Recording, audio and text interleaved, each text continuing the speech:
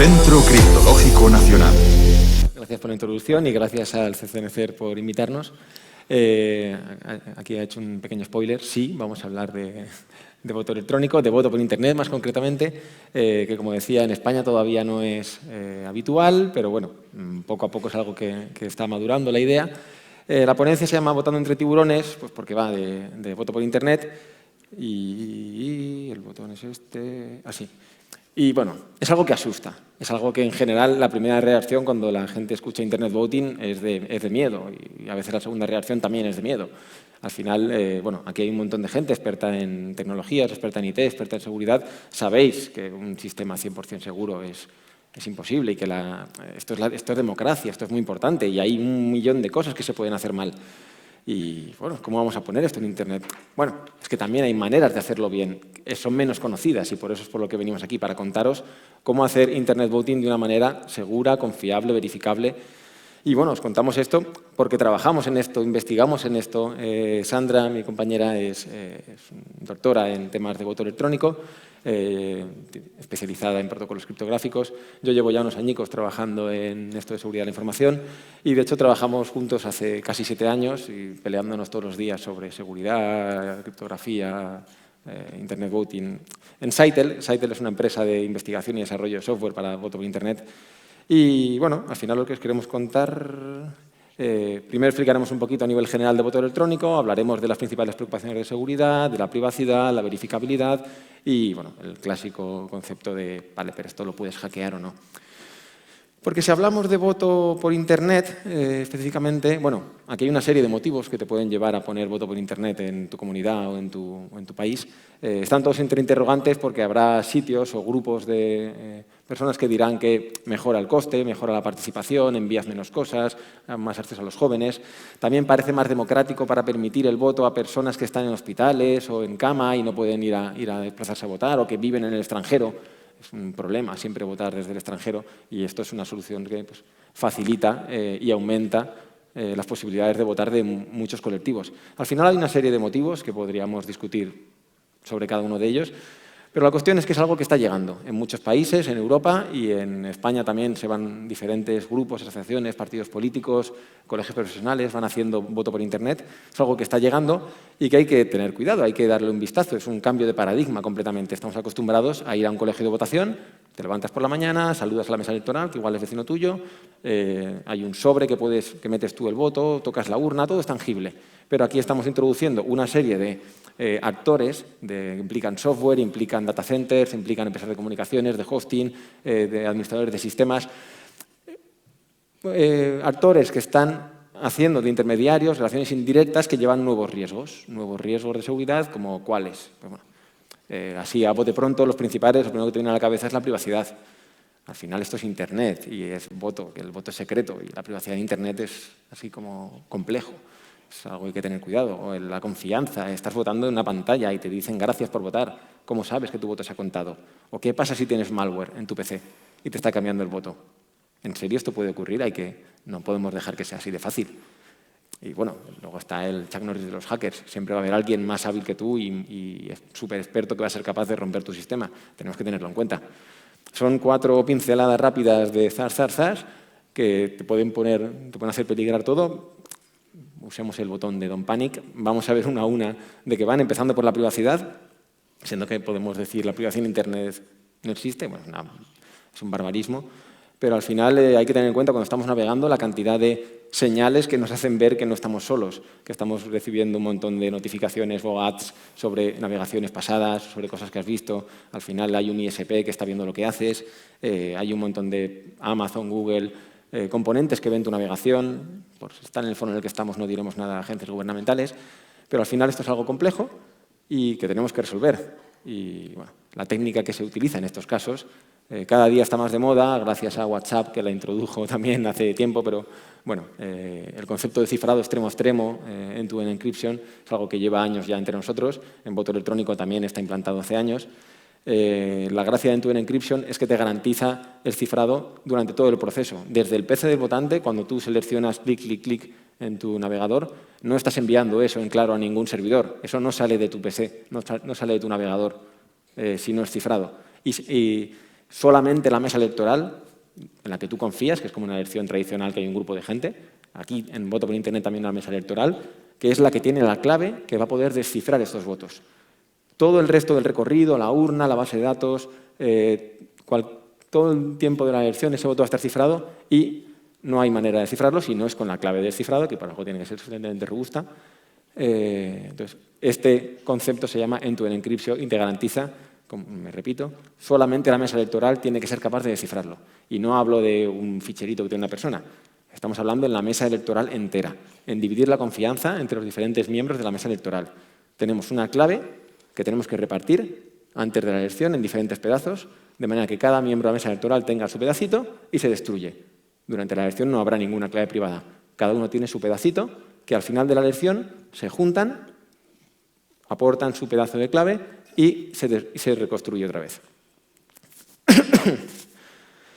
Cuando hablamos de claves no hablamos de ficheritos ni nada etéreo. Estamos hablando de smart cards, como la que tenéis en el DNI electrónico o unas tarjetas Visa, que al final están guardando ahí un par de claves criptográficas. Hay un código PIN que elige cada miembro de la mesa electoral, por lo cual cada miembro tiene en su bolsillo una tarjeta gestionada por él, con su PIN gestionada por él, y si alguien quiere robar esta clave de cifrado, tiene que robar todas las tarjetas de los miembros de la mesa. Bueno, todas no. ¿Qué pasa si alguien pierde un pedazo de la clave? Se la comió el perro, puse el pantalón en la lavadora, me he olvidado el PIN. Tienes que prever esto. ¿Cómo podemos hacer para reconstruir una clave sin todos los pedazos? Bueno, aquí se utiliza lo que se llama criptografía umbral. Esquemas umbral. Para explicarlo, una pregunta de colegio de hace años.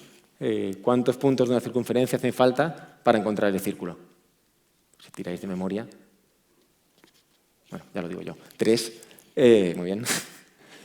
Con 3 puntos puedes trazar para poder encontrar el centro de la circunferencia. Pongamos que el centro de la circunferencia es la clave secreta, un espacio, o sea, un punto en un espacio infinito, y tú das 3 puntos de la circunferencia, que son las diferentes partes de la clave. Con 3 ya lo puedes reconstruir, pero puedes generar los puntos que quieras. Puedes generar 8 puntos, 9 puntos, que con 3, que aunque pierdas 6, por decirlo así, con 3 ya puedes recuperarlo. Esto funciona en circunferencia para una clave de 3, un umbral de 3. Puedes generar polinomios más complejos para umbrales más altos. Pero te permite reconstruir la clave aunque no estén todos los miembros. Y por el mero hecho de tener 2 partes de la clave, no significa que tengas ya 2/3 partes de la complejidad. Todavía calcular el centro es un espacio infinito. Perdón por la tos. Siempre estamos hablando de descifrar el voto. Entonces, la mesa electoral va a poder ver los votos. Mi voto es secreto. No podemos permitir que la mesa electoral vea estos votos. Al final, tenemos que proveer algún tipo de solución. Hay varios modelos. Uno de los más importantes sería el uso de mixnets. Perdón. Al final, los votos están firmados digitalmente, tendrán información que se puede trazar hasta ti, como los logs, la IP que les has enviado, cierta información que primero que tenemos que hacer es anonimizar, es quitar esa información, pero aún así están en un orden, por lo cual puedes distinguirlos. Tenemos que cambiar el orden de estos votos. Para hacer esta permutación utilizaríamos lo que se llama una mixnet, una red de nodos que hacen estos cambios, cambian el orden, cada uno con una permutación secreta, y además lo recifran para que no puedas distinguir entre la entrada y la salida cuál era el orden original. Cuando descifras los votos, no eres capaz de tirar hacia atrás y distinguir cuál era el propietario de cada voto. Es una operación que es muy eficiente, o sea, muy eficaz, pero es costosa computacionalmente y requiere mover información entre servidores, que también lleva su tiempo. Hay otro enfoque, sería el recuento homomórfico, que podríamos decir que es lo contrario a lo natural en una elección en papel. En una elección en papel, primero abres los sobres y cuentas los votos. Aquí sería al revés. Primero cuentas los sobres, o cuentas los votos dentro de los sobres, y la magia del homomorfismo es que te permite dar un resultado cifrado, sumatorio de todo lo demás, el que podrías descifrar. Al final no estarías descifrando voto a voto, que podría romper la privacidad. Le das a la mesa electoral únicamente un sumatorio de todos los votos cifrados. Es, como digo, la magia del homomorfismo que te permite hacer eso, que es súper eficiente en cuanto a tiempo, pero te limita el tipo de votos que puedes hacer, si es voto preferencial o si hay varias preguntas. Esto es ya más complejo. Pero al menos son 2 modelos de recuento que te permiten complementar ese end-to-end encryption para proteger la privacidad del voto y del votante. Sandra. Gracias. Bueno, pues ahora vamos a ir con la siguiente preocupación que podemos tener cuando pensamos en el voto por Internet, que son temas de integridad, ¿no? Pues claro, en voto por Internet nos imaginamos, entramos a una web, nos presentan ahí pues, las cosas que podemos seleccionar, lo que podemos votar, pues escojo una cosa, le doy al Enter y me dice, enhorabuena, has votado. Y te quedas como, vale, ¿y esto ha llegado a algún sitio? ¿Se va a contar? ¿Qué va a pasar? ¿No? Porque claro, si pensamos en lo que ocurre en una elección tradicional, en una elección en papel, pues bueno, tenemos la urna, podemos meter nosotros el voto allí, ¿no? Lo hemos metido en el sobre, es transparente, podemos ver que están allí los votos y aparte, pues dependiendo del país también, pues nos podemos quedar en el colegio electoral hasta el final de la elección para ver cómo la mesa electoral cuenta los votos y así poder ver que todo ha ocurrido de forma correcta. Bueno, la cuestión es que también hay mecanismos para verificar estos procesos en el voto por Internet. Por ejemplo, tenemos el recibo de voto. En este sistema, pues el votante emite un voto que se envía al servidor y el servidor, como respuesta, genera un recibo que devuelve firmado al votante. Este recibo normalmente depende del voto cifrado y puede ser, por ejemplo, un hash. ¿Vale? Aparte de enviárselo al votante, pues también lo publica en una web pública que normalmente se llama Bulletin Board, donde el votante podrá comprobar que su recibo está allí. Y de esta manera, pues podrá saber que su voto se ha guardado en la urna, ha llegado al servidor y este lo ha almacenado. Claro, para eso, bueno, también tenemos que comprobar que el servidor hace lo que dice, ¿no? Entonces necesitaremos unos auditores o alguien que esté mirando que el servidor de verdad está guardando todos los votos cuyos recibos están siendo publicados en el Bulletin Board. Vale, ahora ya sabemos que nuestro voto ha llegado a la urna. Muy bien. Y el siguiente paso es verificar el proceso de recuento, ¿no? Como ha dicho Jesús antes, pues, bueno, por ejemplo, la mesa electoral, dependiendo del esquema de anonimización, pues puede ser que mezcle los votos usando una mixnet, luego los va a descifrar y finalmente los va a contar para obtener los resultados. Y nosotros lo que queremos es verificar que la integridad de los votos se ha mantenido durante todo este proceso, es decir, que durante el mixing o el descifrado o el recuento nadie ha modificado, añadido o borrado votos. ¿Vale? Pero esto no es trivial, porque para empezar, el proceso de mixing usa una permutación que es secreta para poder hacer la anonimización de los votos y el descifrado también utiliza una clave privada, de forma que si diéramos esta información para que alguien pueda verificar el proceso, la persona a quien se lo estamos dando puede a la vez romper la privacidad de los votantes.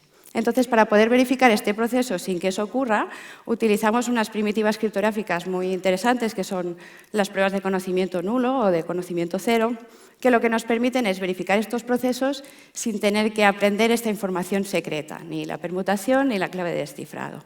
De esta manera, el proceso de auditoría del recuento de la elección pues puede ser un proceso que incluso puede ser abierto para todo el mundo. Bueno, y aquí hay un ejemplo de los ficherillos de entrada y salida que tenemos en una mixnet. Pues arriba tenemos los votos cifrados, después debajo tenemos los votos recifrados, que es lo que saca la transformación, y están permutados. Y aparte tenemos un conjunto de ficheros que son las pruebas, donde tenemos parámetros de cifrado, compromisos criptográficos, etc. Bueno, como resumen de esta parte, pues podemos ver que tenemos que podemos auditar varias fases, ¿no? Podemos trazar nuestro voto hasta la urna digital, hasta que se ha guardado, y después también podemos comprobar la integridad del recuento. Pero claro, aquí nos falta una pieza, que es el ordenador del votante, ¿no? ¿Qué pasa si decide pues, hacer un poco lo que le dé la gana y no cifrar, por ejemplo, lo que el votante ha seleccionado? ¿Cómo sabemos qué hay dentro de ese voto cifrado? Es decir, ¿qué pasa si tengo un malware en mi ordenador que decide poner pues, otra opción de voto? Y bueno, aquí vemos el cachondeo de los Simpson, que de hecho fue realidad. En Estados Unidos, pues, las máquinas de voto decidieron, en algunos casos, pues, almacenar la selección de un candidato que no era el que estaba seleccionando el votante. Y bueno, pues en voto por Internet también tenemos maneras para comprobar o descubrir si nuestro ordenador nos está haciendo este tipo de ataque. Por ejemplo, tenemos un mecanismo que se llama, está basado en códigos de retorno, en el que los votantes reciben, antes de la elección, esta tarjeta de voto en su casa. Bueno, esta tarjeta de ejemplo pues tiene unas opciones de voto, que son, en este caso, partidos noruegos, y para cada una de las opciones tiene un código de 4 dígitos, que es el código de retorno, y es diferente para cada opción. Además, estos números serán distintos en cada tarjeta de voto, es decir, para cada votante. Entonces, durante la fase de voto, pues este se envía al servidor, el servidor genera el código de retorno y el votante puede comprobar que es el mismo que está en la tarjeta para la opción que había seleccionado. Lo interesante también de este sistema es que podemos generar el código de retorno a partir del voto sin tenerlo que descifrar. Es decir, el servidor no tiene por qué aprender lo que el votante ha seleccionado, pero puede generar igualmente este código. Luego hay otro sistema que es bastante intuitivo, porque, a ver, si yo quiero comprobar lo que tiene el voto que yo he enviado, pues lo más fácil es, me lo bajo y lo descifro y miro qué hay, ¿no? Y un poco esto es en lo que se basa este sistema. Entonces, el votante selecciona una opción de voto, el voto se envía al servidor y aparte al votante se le da una información de verificación que tiene un identificador del voto y unos datos que servirán para descifrarlo después. Entonces, hay una primera aproximación en la cual se puede hacer un descifrado de forma local. En este caso, el votante usa un smartphone para escanear el recibo de verificación y el smartphone se baja el voto cifrado, lo descifra en local y le dice al votante lo que ha seleccionado. Luego tenemos otra alternativa, que es el descifrado remoto. En este caso, el votante, por ejemplo, puede usar un teléfono normal, dice la información que tiene en el recibo y el servidor descifra el voto y le dice cuál es el valor que tenía dentro, para que así pueda comprobar que era lo que él había seleccionado. Y bueno, aquí tenemos dos imágenes. Una es la de, bueno, se corresponde con la opción de descifrado local, con un smartphone, que se usa en las elecciones en Estonia, y el otro es una captura de pantalla de un recibo para el descifrado remoto, que se usó en unas elecciones en Australia. Bueno, y así como resumen ya podemos ver que tenemos la última pieza del puzzle, con lo cual podemos verificar todo el proceso de todas las fases de la elección. ¿Vale? Y con esto decimos que tenemos verificabilidad punto a punto o end-to-end verifiability. Te toca. Vale. Siguiente preocupación de la que hablamos al inicio, en cuanto a hackers. Al final hablamos de que esto está en Internet. Y todo lo que está en Internet va a ser atacado, por supuesto, y siempre tienes que asumir que va a haber alguien más listo que tú, que va a haber alguien más preparado que tú o con mucho interés, que va a ser capaz de romper tu sistema. Bueno, todo puede ser hackeado. No seamos pesimistas, no quiere decir que no hagamos nada. Al final tenemos que hacer todo lo posible, si vamos a ejecutar una elección, por proteger el sistema. Al final, lo que hemos hablado de los mixing, del descifrado, de la generación de claves, la reconstrucción de claves, todo lo crítico de la elección tiene que ser en ordenadores aislados. Lo más lejano de Internet posible, sin red alguna, y así al final pones lo mínimo en un servidor online que tiene al final una plataforma de votos, son unas pocas llamadas web, no es un sistema enorme, que además va a funcionar durante un día, una semana, 2 semanas, un espacio corto de tiempo, donde ya te asegurarás tú de que todo esté en la última versión, parcheado, probado y ultra bastionado. Tenemos que hacer todo lo posible por esto, no quiere decir que tenemos que seguir pensando que podemos ser hackeados. Tenemos que dar por hecho, cualquiera que está en esta sala y tiene algo contra Internet, tiene que trabajar pensando que el día de mañana puede ser hackeado. ¿Y entonces qué? ¿Nos plantamos con un hacker en nuestro servidor, con accesos privilegiados, quizá con credencial de root, que puede hacer de todo en nuestro servidor? Bueno, también lo tenemos cuando tenemos un administrador de sistemas. Al final, los sysadmins tienen acceso a todo y para la democracia es igual de malo tener un hacker extranjero en tu servidor que tener un atacante interno, administrador malicioso en tu servidor. Por lo cual, ya partimos de la base que todo lo que hagamos va a haber alguien que va a tener acceso privilegiado al servidor. Bueno, al servidor. No quiere decir a todos los sistemas. Al final estamos dividiendo la responsabilidad en varios componentes. Hay una parte, como hemos dicho, se ejecuta en el terminal de votos, se cifra y se firma en cada PC de votante de los cientos de miles que vayan a votar. Hay una parte que es la de los servidores, que esta sí es la que tiene sysadmins y es la que sí puede ser hackeada por alguien desde fuera. El terminal de voto ya hemos hablado de qué ocurre si hay malware. Y luego está la parte de ordenadores aislados, donde tienes que hacer todo lo posible, sellado lógico, sellado físico, auditorías, verificaciones, nada de red, nada, siempre lo más protegido posible para que no tengas que preocuparte de un administrador de ese PC. Teniendo esto en cuenta, bueno, a partir de aquí cada uno que haga el análisis de riesgos de lo que puede ocurrir. Lo siento, esta slide nos ha quedado un poco fea, además parece del Barça, pero Si hablamos, todo lo que hemos estado hablando durante los últimos casi 20 minutos va orientado a este sentido. Es que un atacante o un administrador podría ver los votos. No, hombre, no, que hemos hablado del end-to-end encryption y hemos hablado de la anonimización de los votos. ¿Es que alguien podría modificar votos? No, es que están firmados digitalmente y nadie puede añadir. Es que necesitas las claves tuyas como votante para poder añadir un voto. ¿Es que tengo un malware? No, es que ya hemos hablado de los códigos de retorno. Entonces, todo lo que hemos estado hablando y más que podríamos contaros va orientado a que un administrador de la plataforma o un atacante externo, por mucho que tenga acceso, no pueda hacer prácticamente nada con la plataforma de voto. Las pruebas de conocimiento nulo que ha explicado Sandra, que te demuestran que estás descifrando algo y que lo que has generado después es lo mismo que ha entrado. Al final, lo que hablábamos de las claves distribuidas en los miembros de la mesa es la base en este sentido de la seguridad. Se apoya en la criptografía. No estamos haciendo validaciones normales. Siempre hablamos de operaciones criptográficas donde es la clave privada, es la clave que estás dividiendo entre los miembros de la mesa, es la mesa electoral, igual que una elección en papel en la que tú confías y a la que le estás delegando la seguridad de la urna. En este caso es lo mismo, tenemos que fiarnos de la mesa electoral, de la mesa de administración, que con sus administradores, observadores, gente de los partidos que vaya a ceremonias aisladas y demás, va a dar la garantía de esta seguridad, no el software en sí. Como conclusiones, lo que hemos estado hablando durante este tiempo es mucha seguridad, muchos controles diferentes, todos basados en criptografía. Lo más problemático de esto es que no son conocidos para el público en general, ni para expertos en tecnología y casi para muchos expertos en seguridad tampoco conocen este tipo de aplicación al voto electrónico. Por eso estamos aquí, intentamos explicaros a todos vosotros en qué consiste.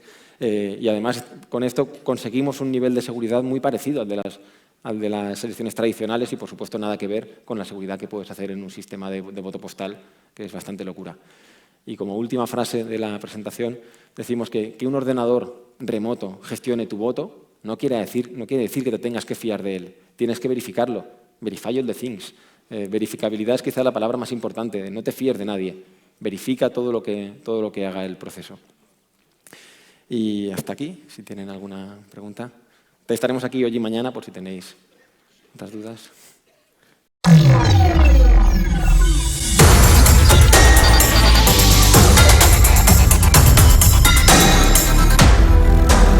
Centro Criptológico Nacional.